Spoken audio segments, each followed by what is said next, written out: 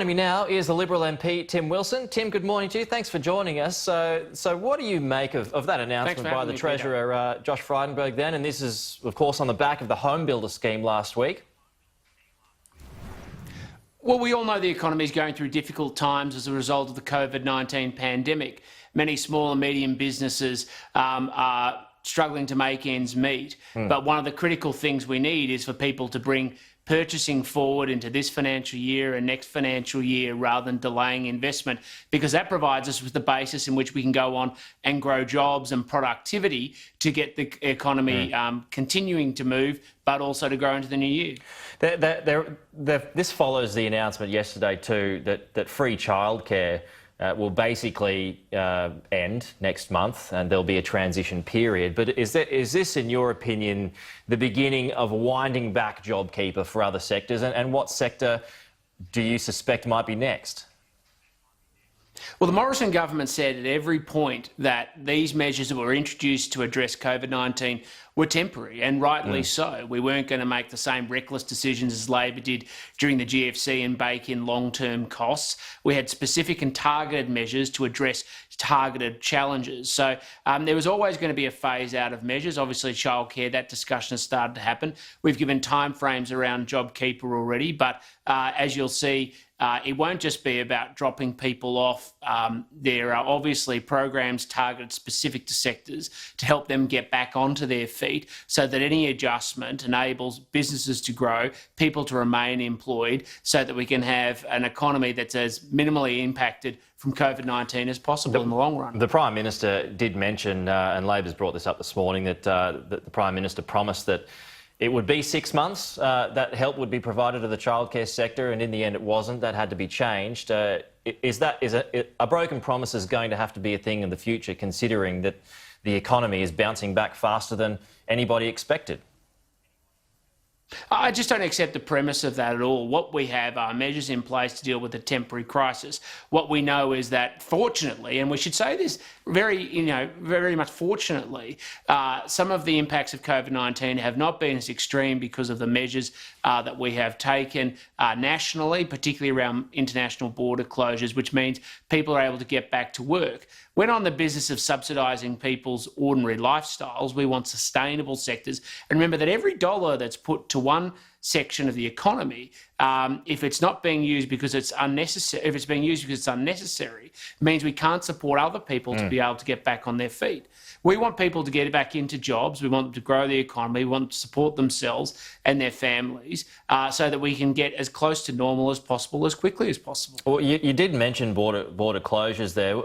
Where are we at the moment when it comes to the argument that borders need to be closed, and premiers are coming in for a lot of stick at the moment for keeping their borders closed? But then you've got these protests that take place over the weekend. I mean, a lot of people out there are accusing your separate leaders, your premiers, of double standards. And I note on the front page of the Australian today, and there was a report yesterday, that these fishermen in your home state of Victoria, they're being moved off the Mornington Pier because of overcrowding. I mean, there's a clear double standard here. Oh, there absolutely is a double standard, and let's not misunderstand. Indigenous incarceration rates are a serious issue. Making sure that everybody's respected with decency by our police forces is a serious issue. But when you have a double standard where people are allowed to engage in some conduct and not others, you see an unequal application of the law. The reality is, particularly in my state of Victoria, if we see another outbreak of COVID-19 as a consequence of the protests on the weekend, the blame will fall squarely with the State Premier, Daniel Andrews, because he was so reluctant in wanting to enforce the law.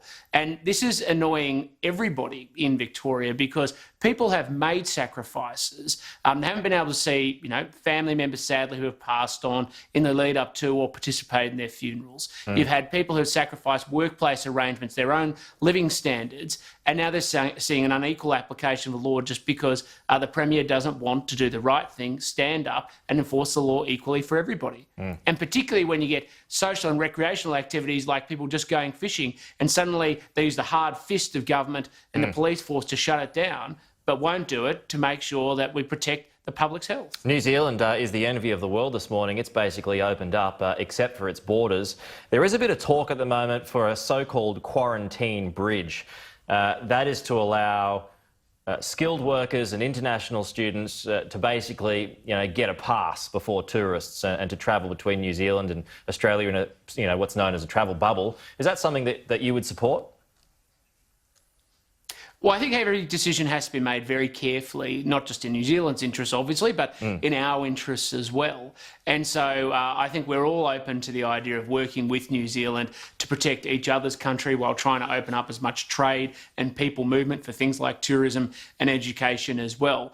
But it has to be done based on evidence, it needs to be fact-based, and it needs to be done incrementally. And so I think those conversations will be ongoing. But it remains absurd to me that you're able to fly to New Zealand, but Victorians, for instance, aren't able to fly to Queensland. Just another article this morning in the Australian. There is some talk about China and its investment dropping by as much as 60% last year, Tim, as it starts to move its attention towards countries that are kind of adopting its Belt and Road Initiative. This was before the Treasurer announced his changes to foreign investment laws last week. But is that a concern? Well, Australia's always been an attractive destination for foreign investment, and we've always depended on foreign investment to grow the economy. But China will do what's in its interests, and this should not be a shock, a surprise to anybody. China always makes investment decisions based on where they can seek a gain, build their economy and build their interests. And what's clear is that many countries are happy to take checkbook diplomacy or investment because they see it as seemingly of interest. But they've just got to be very careful and conscious of the bill later on, as many countries have discovered, where money's flowed in from China to build investments. They can't afford to repay the debt. And then China just comes and takes strategic assets. All right. Tim Wilson, as always, appreciate your time. Thanks for joining us. Thanks, Peter.